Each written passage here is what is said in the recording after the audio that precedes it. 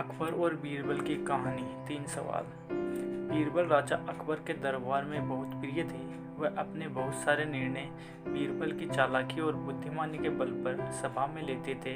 यह देखकर कुछ दरबारियों के मन में बीरबल के प्रति घृणा जागृत हो गई।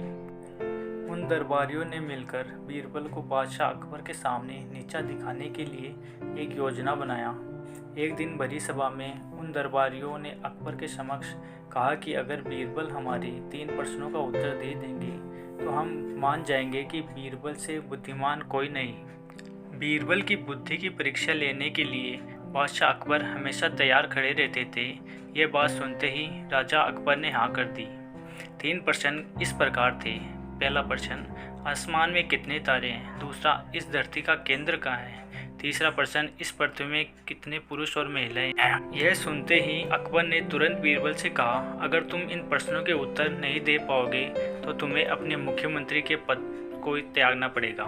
पहले प्रश्न के उत्तर के लिए बीरबल ने एक घने बालों वाली भेड़ को घर ले आए और कहने लगे कि जितने बाल इस भेड़ के शरीर में हैं उतने ही तारे आसमान में हैं। अगर मेरे दरबारी मित्र इस भेड़ के बाल गिनना चाहे तो गिन सकते हैं। दूसरे प्रश्न के उत्तर के लिए बीरबल जमीन पर कुछ रेखाएं खींचने लगे और कुछ देर बाद उन्होंने एक लोहे की छड़ी को गाड़ दिया और कहा, यह धरती का केंद्र बिंदु है। अगर मेरे दरबारी दोस्त मापना चाहते हैं तो स्वयं माप सकते हैं।